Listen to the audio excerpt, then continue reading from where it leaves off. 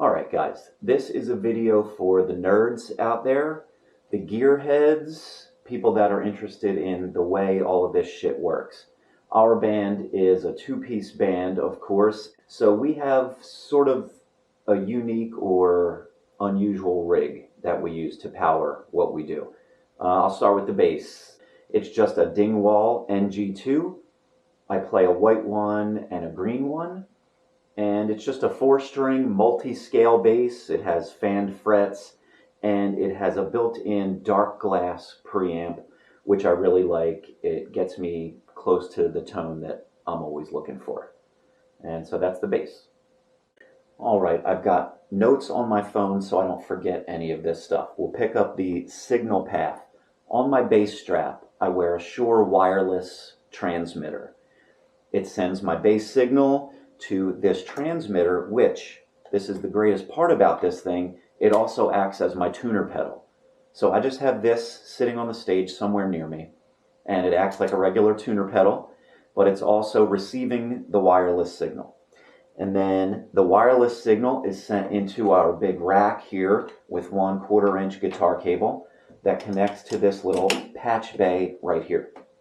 The patch bay then sends a signal. You can't really see it from the front, but in the back there is a quad cortex from Neural DSP. That's like an amp modeler, if you know what that means. And the main thing that happens in the quad cortex is my signal is split into 3 separate copies of that signal. One of them is just passed through to my bass amp right up here, dark glass bass amp. And that's just my bass amp. It just acts like a bass amp. I dial in my tone, and I send it out to my bass cab. Pretty simple. Then there's the other 2 copies in the quad cortex. Those are each processed to make my bass signal sound like a guitar. So that means it's pitched up into guitar octave range. A 5th is added, and one is a little fuzzier than the other, but they're relatively similar. They just sound like a rock guitar.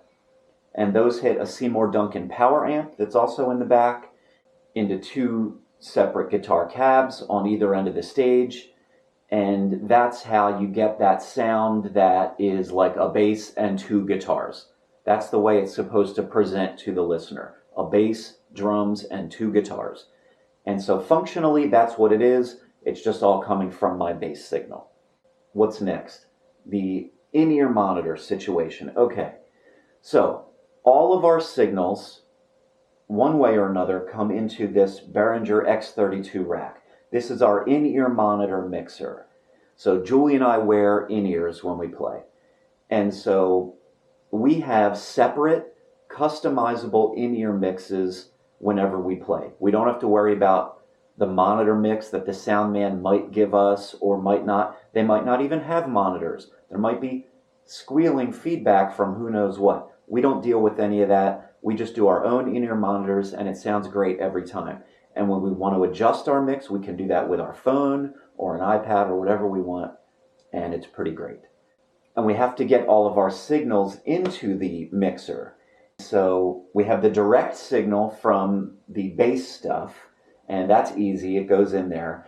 And then we have our microphones. So I have a mic and Julie has a mic, and we bring our own mics and cables to every show. It's just simpler and more reliable. So when we set up, I get my microphone and I plug it right into this patch bay, and Julie's microphone plugs right next to it, and that gets our voices into the in-ear mix. And then the last piece of it is the drums. A drum kit has microphones on it from the venue to, amplify it to the house. But we don't get that signal, so we have to have our own. We have this thing, a little Yamaha EAD-10. It's a microphone. It's a stereo mic that clips on the front of Julie's kick drum.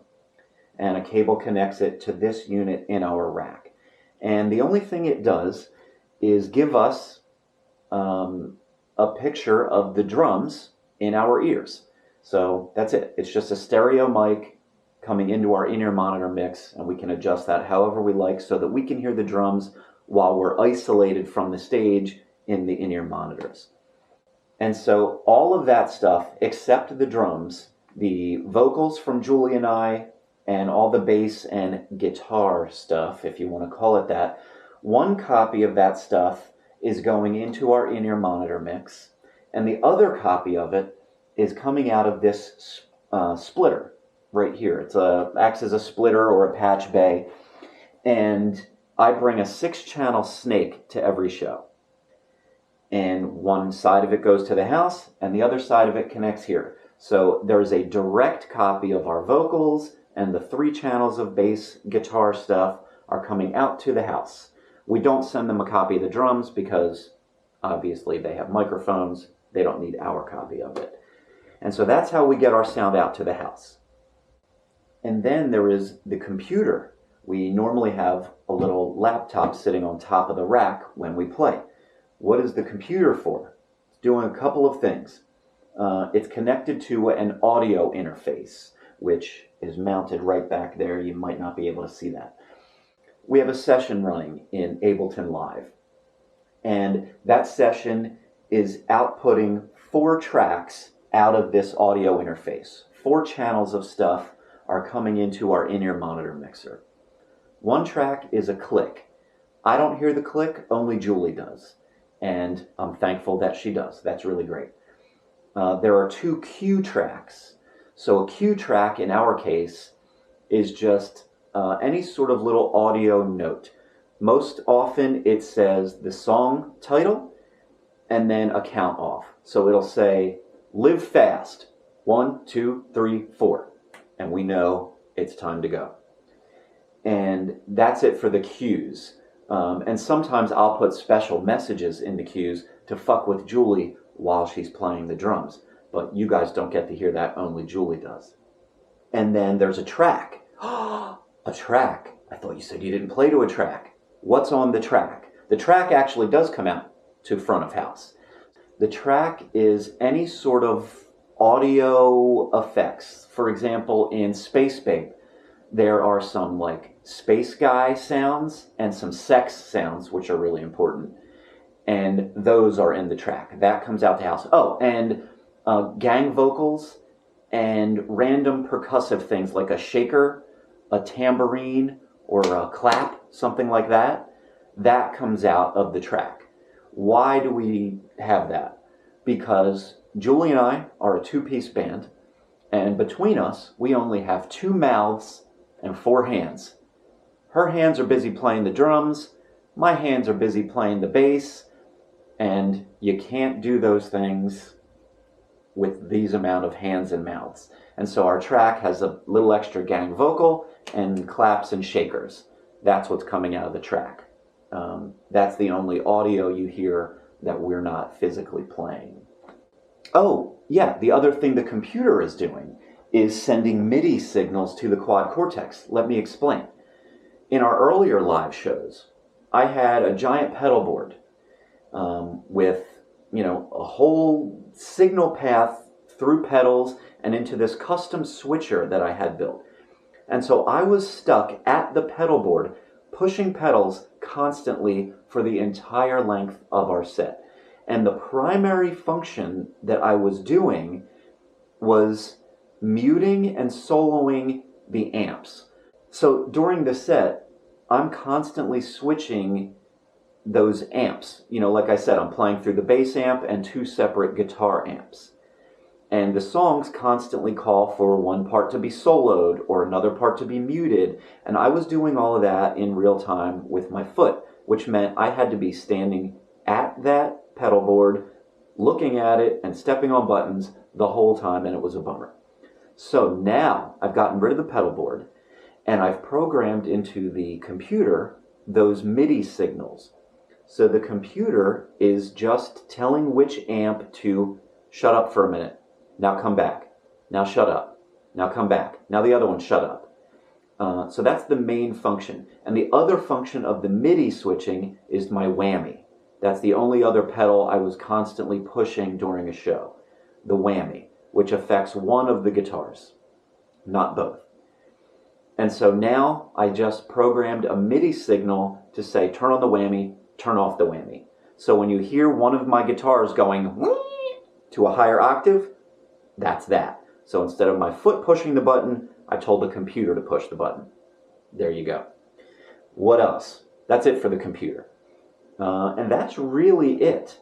The only other thing in the rack is this great drawer, which just carries the stuff that I need for every gig. There's my in-ear monitors are stored right in here, some cables for Julie, my wireless receiver sits in there. Over here is my wireless for my in-ears that I wear on my pants when I play.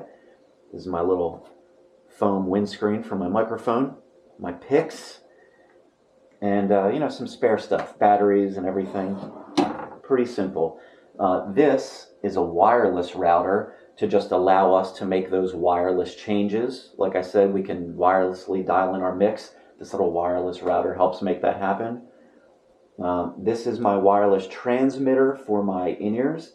This is Julie's headphone amp for her in-ear mix. She's not wireless, so we just have a long cable that comes from that to Julie. And that's really it. So the mystery surrounding, are we playing to pre-recorded guitar tracks? I think that comes from the fact that people are hearing guitars that they're not seeing, and they might be hearing the amps switch on and off, which I used to do with my foot, and now I do it with MIDI. But that's it. It's an unusual rig, but it's not all that complicated, I guess. And so come see it in action when we play.